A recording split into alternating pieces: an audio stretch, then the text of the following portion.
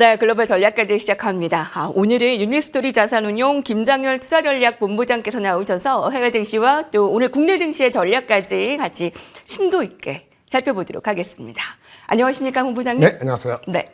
오늘 첫 번째 질문은 좀 한국 증시의 좀 기업 밸류 프로그램에 대한 평가를 좀 듣고 싶은데요. 사실 네. 이제 기대와 이제 실망으로 좀 출렁거리지 않았습니까? 그렇죠. 일명 이제 코리아 디스카운트로 불리는 저평가 해소 문제는 어제 오늘 얘기가 아닌데 그래도 외국인들이 우리는 좀 실망과는 네. 달리 매수가 네. 계속 들어오고 예, 있습니다. 그 점은 좀 다행이고요.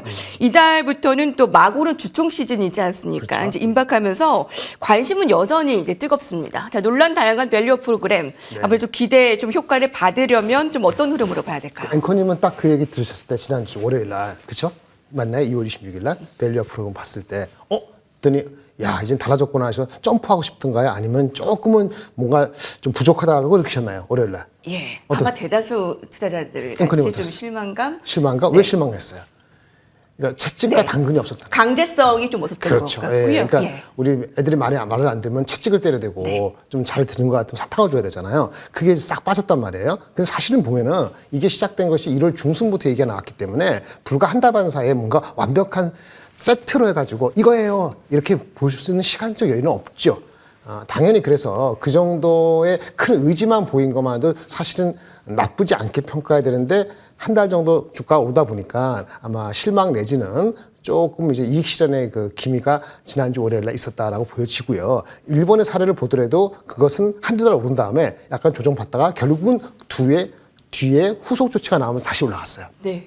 일본도 처음에 한두 달 정도 15% 올라가다가 조정받다가 결국은 1년 내에 40% 올라갔거든요. 한국도 그런 패턴에 간다고 보여져요. 그렇게 빨리 실망할 필요는 그렇죠, 없다라는 당연하죠. 인식이시네요. 근데 며칠 뒤에 이제 그 이복현 금융감독원장의 한 말, 이게 키입니다. 한마디로 한국말로 했을 때는 제대로 해, 아니면 나가, 이 소리거든요. 말을 심하겠나요? 제대로 해, 아니면 나가. 그게 영어로는 shape up, 제대로 하세요. 알아서. 아니면 be delisted. 창피할 수도 있어요. 라는 의지를 수요일인가 표명하면서 급반전한 거기 때문에 그걸 딱 보는 순간 외국인은 어떻게 할까요? 이 제대로 한번 하려고 의지가 보이는구나 라고 생각이 돼서 여기에 대한 의미를 갖게 되고 이렇게 되면 6월까지 기다릴 것 같아요. 6월 달에 가이드라인이 나오기 때문에 진짜 실망을 하든 그래서 많이 산 외국인들이 의미 있게 빠져나갈지 여부는 아마 6월 정도까지 가봐야 되기 때문에 그때까지는 한국 시장의 하나의 큰 축이 될 가능성이 매우 높아졌다 이렇게 말씀드릴 수 있겠습니다. 네, 큰 의지를 보였다. 이제 6월에 가이드라인 나오는데 아마 한국인들의 특성상 워낙에 좀 기대감이 컸었고 좀 이익 실현의 욕구도 있었고 좀 실망스러운 면이 있었습니다만 일본의 사례도 봤지만 네. 아마 조정이 있은 후에 그렇죠. 아마 가이드라인을 상방으로 좀 잡을 가능성이 크다. 근데 결정적으로는 그 3월 1일 날 우리 쉬는 날이잖아요. 두 가지가 나왔어요. 국민연금 밸류업 프로그램 참여한다. 이게 컸고요. 국민연금이. 그리고 또 하나는 그 현재 정부가 의지가 있어야 되잖아요. 현 정부의 지지율이 높아지는 것이 정부를 지지하고 안 하는 것 떠나서 그것이 정책의 일관성 측면에서는 긍정적으로 볼 수 있기 때문에 정부 지지율 상승, 국민연금의 조인 이것이 더 땡겼다 이렇게 말씀드릴 수 있겠습니다. 네, 실제로 우리 증시가 이제 쉬는 동안 또 가이드라인에 한두 가지씩 나오고 있습니다. 그렇죠. 나왔다라는 네, 점도 맞습니다. 우호적입니다. 그리고 외국인들의 시각도 우호적이라는 것도 확인이 되었습니다. 네, 참고하시고요, 여러분. 아마 지금 글로벌 시장의 가장 큰 물줄기는 AI 열풍입니다. 네네. 근데요, 엔비디아로 시작이 돼서 뭐 AMD뿐만이 아니고요. 뭐 TSMC도 급등을 해서 그렇죠. 대만 증시까지 사상 최고치고 일본에서도 어드반테스트, 도쿄 일렉트론 등이 반도체주가 상승을 이끌고 있습니다. 지금 어느 증시에서나 다 반도체가 이끌고 있습니다. AI 열풍입니다. 주가의 앞날, 이거 이제 국한되어 있는 것이 아니고 좀 글로벌적이기 때문에 좀 평가를 해주시죠. 이제 시작됐습니다. 우리가 흔히 축하할 때 신혼부부 가면은 외국에서는 앞에다가 just married 이런 말 쓰죠. 뭐 그렇게 하다가 이혼하는 사람이 3분의 1 반이니까 할 말 없을지 모르지만 일단 스타트하는 게 중요해요. 시작이 반이라잖아요. 똑같습니다. AI 반도체는 이제 시작이다라고 보여지고요. 이거를 흡사 예전에 1819년 중반 초반에 미국의 금광을 캐기 위한 골드 러시에 비견하는데 골드 러시보다 더 빠르게 진행된다라고 볼 수 있을 것 같아요. 골드 러시를 기억하되 그보다 더 빠른 속도로 진행된다. 칩 러시라고 할 수 있겠고요. 얼마 정도 빠르냐? 우리 GPU 기준으로 봤을 때 핵심적인 AI 칩인데 AI 칩의 성능이 최근 지난 한 3, 4개월 또 요즘에 보면 6개월에 10배 정도 오른다는 거예요. 그러니까 6개월에 10배가 오르니까 무슨 얘기 나오냐. 일반 인공지능, 우리 AGI라죠. 앨런 머스크가 오픈 AI의 샘 엘트만을 고소하고 난리친 게 이유가 너무 빠르다는 거죠. 그 사람들에 의하면은 AGI, 일반 인공지능이 과거에는 한 2030년, 지금부터 한 4, 5년, 5, 6년 뒤에나 나올 수, 6, 7년 뒤에나 나올 줄 알았는데 지금 이런 속도로 가면 3, 4년 뒤에 나올 수도 있다. 이런 정도로 빠르다 보니 이렇게 빠르다는 건 뭐죠? 생산을 제대로 못 한다는 거예요. 그래서 반도체 생산을 위해서 붙들어 매야 될 대상자가 누구냐? TSMC, 그 다음에 하이닉스, 삼성전자로 가는 거고, 마이크론 마찬가지여서 골드러시보다 훨씬 빠른 칩러시가 이제 시작됐기 때문에 많이 올랐다는 그 생각에 이 실현을 하면은 다시 더 낮은 가격에 잡기가 쉽지 않다라고 말씀을 드릴 수 있겠습니다. 네. 이제 시작이라는 처음에 아주 귀가 쫑긋할 시원시원한 발언을 주셨는데요. 네, TSMC는 이제 상장 이후의 최고치이고 AI 반도체 상황의 열기 이제 시작이다라는 평가입니다. 사실 이제 국내로 오면 SK하이닉스와 삼성전자도 뭐 뒤따라서 잘 가고는 있습니다만 좀 아쉬운 부분도 분명히 있는데요.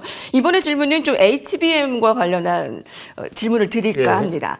그 마이크론이 먼저 이제 좀 파는들기로 좀 가열이 되었고요. 이제 이어서 SK하이닉스와 삼성전자 일단은 이제 3파전 소식으로 보면 되죠. 일단 좀 국내에 좀 열기가 좀 가중되었으면 좋겠는데 어떻게 전망하십니까? 현재 HBM 하면은 표면적으로는 삼성하고 하이닉스가 비슷하고 마이크론이 확 뒤쳐져 있는데 엔비디아 향으로는 하이닉스가 독점이고요.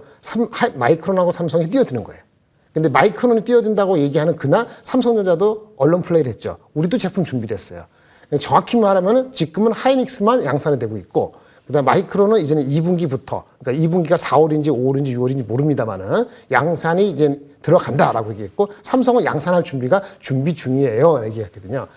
나쁘게 얘기해서 그날 당시에 하이닉스는 5% 빠지고 나머지 마이크론이나 삼성전자를 좋았는데 그 다음날 다시 복구했죠. 무슨 얘기냐?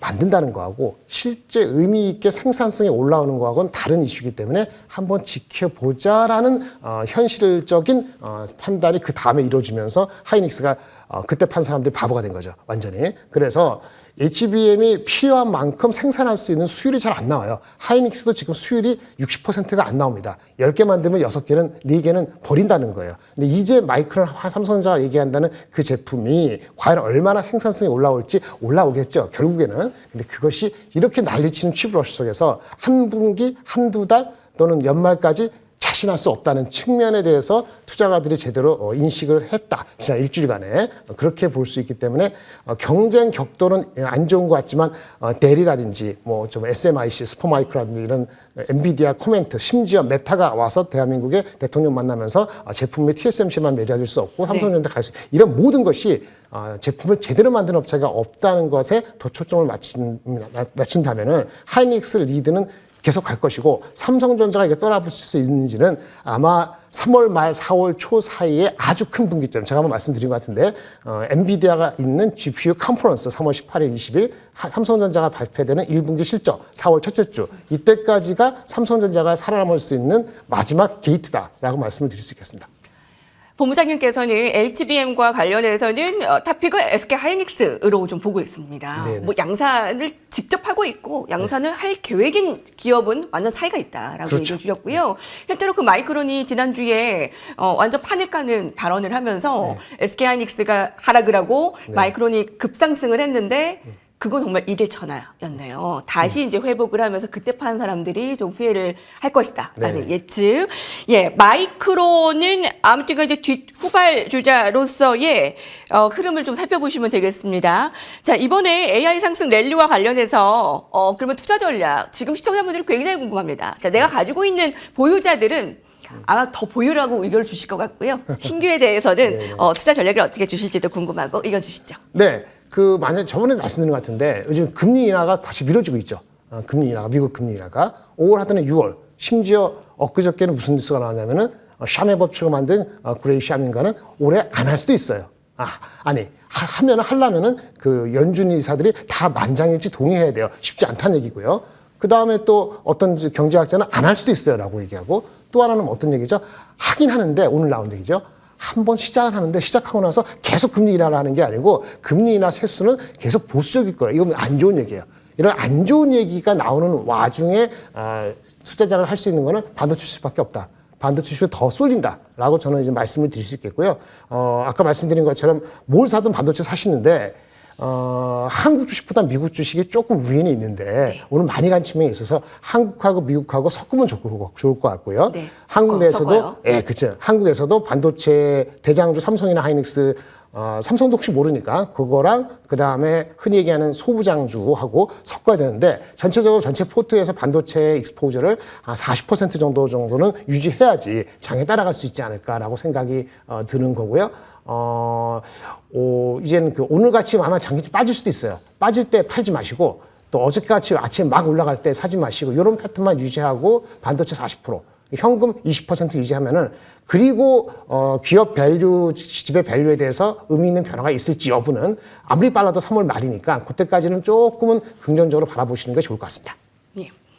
네. 자, 반도체 40% 포트폴리오에 가지고 가시고요. 그 반도체 안에는 한국 기업과 미국 기업 좀 섞으면 좋겠다. 사실 그 한국 기업 안에 있는 소부장주들, 뭐 한미반도체가 뭐 급등 흐름을 나타내면서 아주 무서운 기세를 나타내고 있지 않습니까? 네네. 이들 기업들도 계속 갈까요? 소부장주들. 그렇죠. 근데 한미반도체나 HP 같은 경우는 대장주 누구나 아는 거, 옆집에 강아지도 알만한 정도가 되는 이 주가, 그다음에 애널리스트 목표 주가가 이미 도달한 주가는 단기적으로는 쉽지가 않죠. 그래서 사실은 ETF가 더 편안한 거예요. ETF로 하면 여러 가지 종목이 섞여 있잖아요.